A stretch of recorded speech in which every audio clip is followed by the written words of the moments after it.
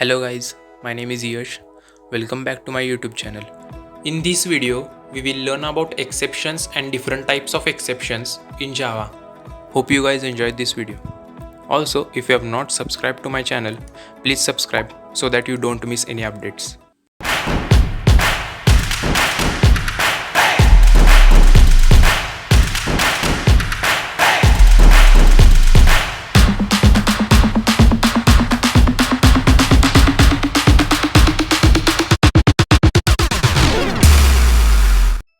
An exception is an unexpected event that occurs during program execution. It affects the flow of the program instructions, which can cause the program to terminate abnormally.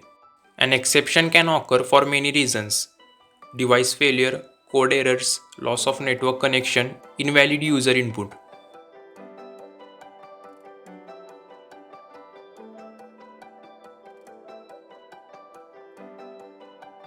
As you can see, the throwable class is the root class in the hierarchy.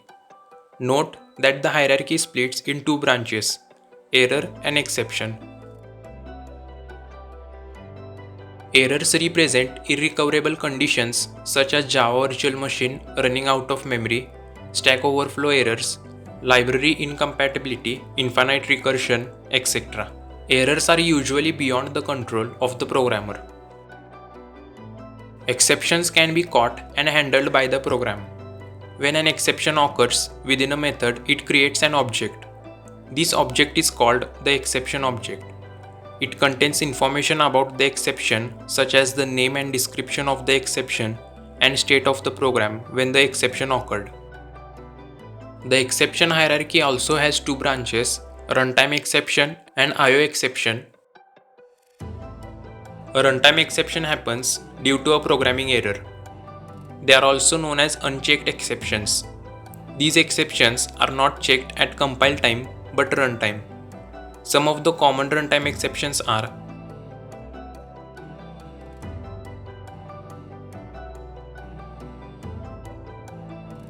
an IO exception is also known as checked exception.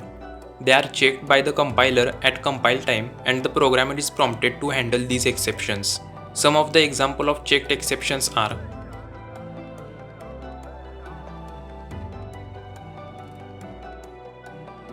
now we know about exceptions, we will learn about handling exceptions. We know that exceptions abnormally terminate the execution of a program. This is why it is important to handle exceptions. We can handle exceptions through try catch block, finally block, throw and throws keyword. The try catch block is used to handle exceptions in Java. Here's the syntax of try catch block. Here we have placed the code that might generate an exception inside the try block. Every try block is followed by a catch block. When an exception occurs, it is caught by the catch block. The catch block cannot be used without the try block.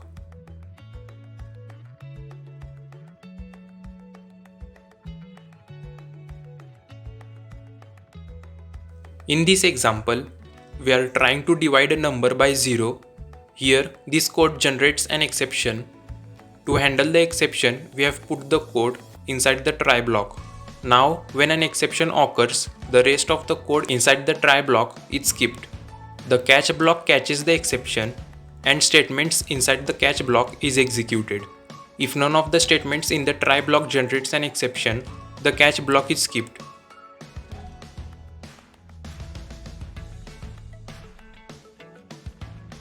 In Java, the finally block is always executed no matter whether there is an exception or not. The finally block is optional, and for each try block, there can be only one finally block. The syntax of finally block is: if an exception occurs, the finally block is executed after the try catch block. Otherwise, it is executed after the try block.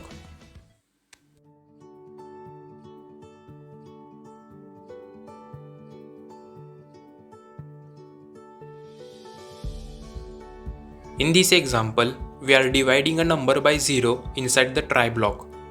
Here, this code generates an arithmetic exception. The exception is caught by the catch block and then the finally block is executed.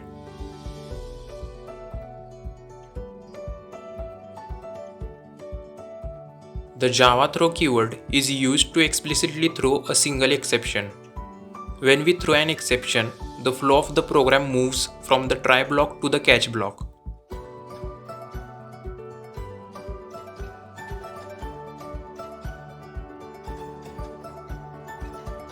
In this example, we are explicitly throwing the arithmetic exception using the throw keyword. Similarly, the throws keyword is used to declare the type of exceptions that might occur within the method. It is used in the method declaration.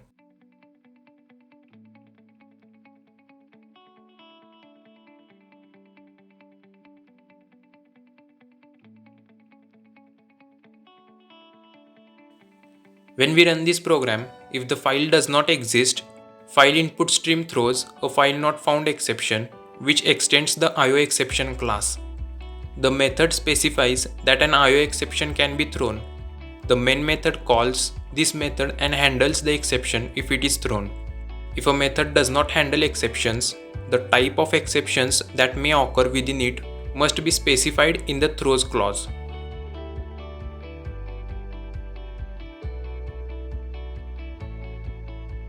If you like this video, share it with your friends and also don't forget to like.